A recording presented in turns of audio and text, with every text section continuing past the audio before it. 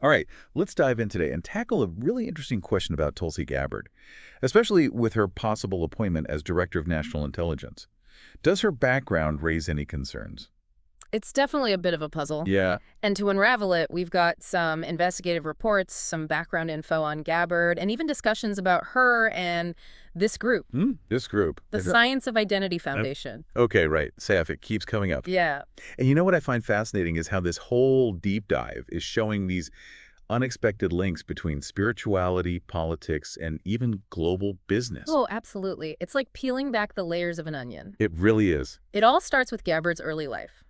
She was raised within SIF, a group started by Chris Butler, also known as Jagadguru Siddhaswarupananda Paramahamsa. Wow, that's quite a name. Right. And that name, it's actually kind of a big deal. It points to his role as like the spiritual leader of the group. And some say it reflects how much reverence he received.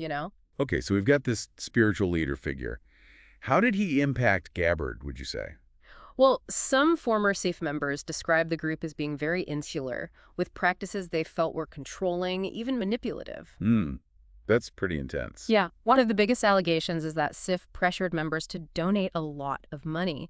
And this is where things get a little murky because it brings up the question of whether they were taking advantage of their devotion. Wow, that's a serious accusation. Yeah. And Gabbard was raised in this whole environment. Yes. And here's the thing, she's publicly defended both Butler and SIF. She's even expressed gratitude for her spiritual practice. But, and this is what makes it so complex, there's this kind of dissonance between those statements and the allegations against SIF. That's what I find so interesting about all of this. It really raises the question of how much SIF's ideology could still be shaping her worldview and political decisions. Exactly.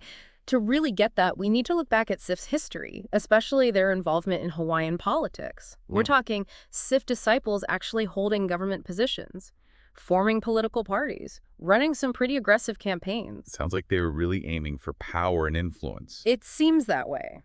And this is important. Gabbard's family, they were deep in it. Her father, Mike Gabbard, he was prominent in SIF, very well known for his anti-LGBTQ activism. So SIF's influence goes beyond Gabbard herself. It's woven into her family and their political actions. Did this have any impact on her early political career? It's hard to say definitively, but she did start her political journey with this backdrop of SIF's influence. It makes you think, how much did those early experiences, shaped by SIF and her father's activism, how much did that impact her views on things like social issues? And then there's that turn in her political journey. She shifts from the Democratic Party to the Republican Party. Yeah, that was a huge shift. She went from endorsing Bernie Sanders to meeting with Donald Trump for a potential cabinet position. It really makes you wonder, were these genuine changes in her ideology, or were they strategic political moves? And then there are those endorsements she received from figures like Richard Spencer and David Duke, figures known for their extremist views. Some would say those endorsements speak volumes. Definitely something to consider. While it's important to remember those endorsements might not reflect Gabbard's personal views, Right. they definitely raise questions about her judgment, about the people she aligns herself with. So it forces us to ask, is this a case of guilt by association, or is there something more to it? This is starting to feel like a political thriller, It really is. and we're just getting started. You mentioned earlier that there's a connection to international business in all of this. Oh, yes. This is where things get even more complicated. We need to talk about QNet. Okay, what is QNet? QNet is a multi-level marketing company, an MLM. Uh-oh, those are often controversial. Yeah, you got it. And this one is particularly interesting because the co-founder, Joseph Bismark, he's a longtime devotee of Chris Butler. Wait a minute, so the co-founder of this company is a follower of Gabbard's spiritual leader. That seems like a pretty big connection. It is, and it gets even more complicated. QNet has been accused of running a pyramid scheme, exploiting people, and they've faced legal issues in several countries. So now we have this potentially problematic company directly linked to SIF. And Gabbard, as we've discussed, has these deep ties to SIF. Are we seeing a pattern here? It's definitely a connection that needs some serious scrutiny. We have to ask the question, Could there be any financial links between QNet, SIF, and maybe even Gabbard's political campaigns? That's what brings up these concerns about potential conflicts of interest. This is where things get really intriguing. We've got these potential financial links between a controversial company, a spiritual organization, and a potential U.S. presidential candidate. It's a lot to unpack, and it's not just a hypothetical concern, you know. We're talking about someone potentially being appointed Director of National Intelligence with those connections to a group accused of being, well, kind of cult-like. And tied to this MLM company, the national security implications are pretty big. It's a huge responsibility overseeing all of U.S. intelligence. Yeah. That job demands, like, the highest level of integrity and transparency. Exactly. And some former SIF members have said they were discouraged from talking publicly about what went on. That brings up concerns about secrecy, a lack of transparency maybe, which isn't ideal for someone in such a powerful position. That's a good point. If that kind of secrecy was happening in SIF, how can we be sure it wouldn't bleed into Gabbard's role as DNI, especially since she's still defending the organization? It's a valid question for sure. And then there's the whole issue of foreign influence. QNet is international, with connections all over. Could those connections lead to conflicts of interest for Gabbard if she was in charge of U.S. intelligence? This is feeling like we're untangling a web. Like all these relationships and financial ties, and Tulsi Gabbard is right in the middle. It makes you wonder what the risks could be. And remember, QNet's business model, it's been compared to a pyramid scheme. It relies on getting new members. That brings up some ethical questions about the company's practices, but also about Bismarck's role as a leader in that system. Yeah, it makes you question the judgment of anyone closely associated with that kind of company, potentially including Gabbard. This isn't about judging anyone. It's about raising these tough questions and, encouraging people to think critically. Absolutely. We've got to look at this from all sides, assess the risks, before we can decide if someone's a good fit for such an important position. And that's exactly why we do these deep dives. It's about providing information, giving you the tools to form your own opinions. We're shining a light on these complex issues. And we want to encourage a healthy dose of skepticism. That's what critical thinking is all about, right? Questioning assumptions, looking for evidence, checking our own biases. It's more crucial than ever in this world where we're just bombarded with information. It's true. We're overloaded with information constantly. It's hard to know what to believe. But that's the challenge we face as citizens in the digital age. We have to be discerning, especially when it comes to things that affect our national security and the very foundation of our democracy. Which brings us back to Tulsi Gabbard. She's such a fascinating person, a veteran, a politician, a spiritual seeker. But as we've seen, her story is anything but simple. Yeah, it's got all these threads of faith, ambition, controversy, even a bit of mystery. She has navigated this complex world while building a public image that connects with a lot of people. People are drawn to her outspokenness, her willingness to challenge things, her dedication to service. She's created an image that appeals to people who are disillusioned with politics as usual, people looking for something authentic, something different, and a lot of people connect with her spiritual side. But under the surface, we have these lingering questions about her ties to SIF, her changes in political allegiance, those endorsements from controversial figures, and the financial links between SIF and QNet.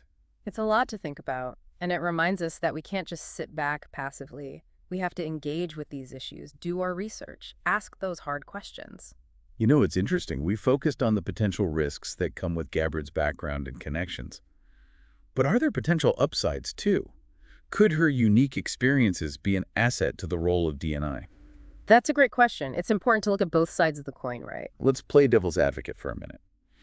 Could her understanding of Hinduism, her exposure to different cultures, her experience as a veteran, could those give her insights that other people might not have? Possibly, yeah. Her spiritual background, it might give her a unique perspective on things like international conflicts and the motivations behind them. And being a veteran could definitely be a plus when it comes to national security. True. Plus, she was elected to Congress multiple times. That shows she's got political savvy and an ability to connect with voters. Those are definitely valuable skills that could potentially make her effective as DNI. So, the picture's becoming a bit more nuanced. It's not just risks and red flags. It's also about the potential benefits and the unique viewpoints she brings to the table.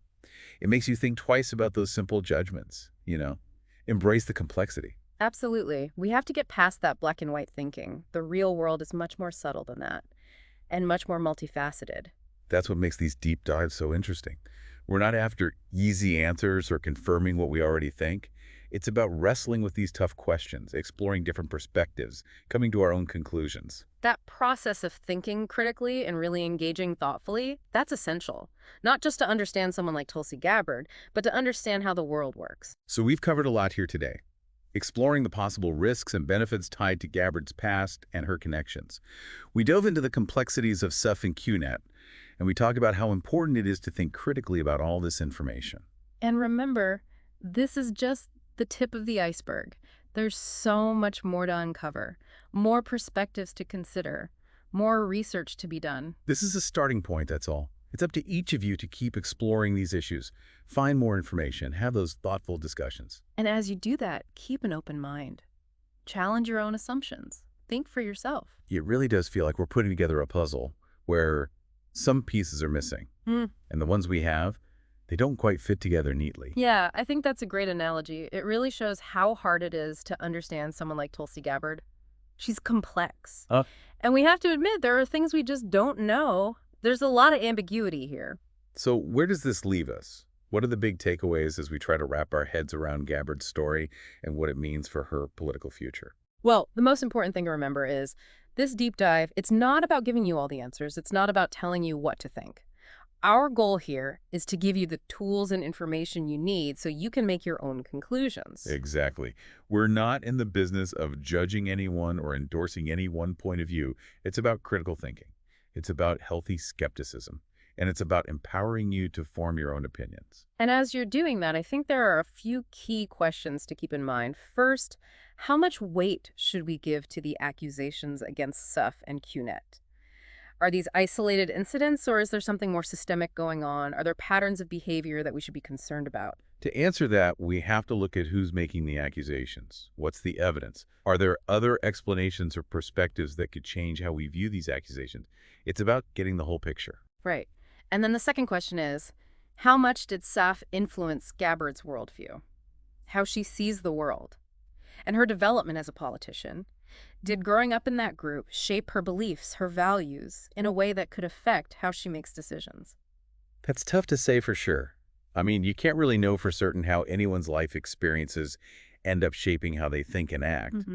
But it's worth thinking about, especially with SIF being, well, somewhat unusual and potentially controversial. Yeah. And then third, what do we make of Gabbard's political shifts, all those alliances? Do they show that her beliefs have genuinely evolved, or is it more about political strategy and ambition? At the end of the day, that's for voters to decide. Right. They have to look at what she's done, what she said, her track record, and then they can figure out if it lines up with their own values and priorities. Exactly. And this might be the most important question of all. Are we okay with someone with these connections, with all these unanswered questions, holding a position like Director of National Intelligence, a position that's so powerful and sensitive? That's the core of it. We each have to answer that for ourselves based on what we know, based on how much risk we're comfortable with. There's no easy answer. It's not black and white. It's about looking at the potential risks and benefits and making a judgment call based on what we think is best for our country. And as we're doing all that, let's remember to be respectful, to be honest with ourselves and with each other, and to keep searching for the truth, no matter where it takes us. Well said.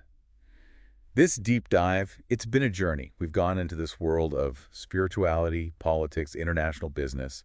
We found some interesting connections. We raised some tough questions. We explored different ways of looking at things. We hope this has made you more curious, that it's encouraged you to think critically, and that it's given you a good place to start as you learn more and have more discussions about all of this. We've really just scratched the surface. There's always more to learn, more viewpoints to consider, more research to do. So keep digging, look for different perspectives, and keep having those thoughtful conversations. Because in a world where everyone's shouting information at us, it's more important than ever to be thoughtful, to be a little bit skeptical, and to think for yourself. Thanks for joining us on this deep dive. We'll see you next time. Until then, stay curious, stay engaged, and stay informed.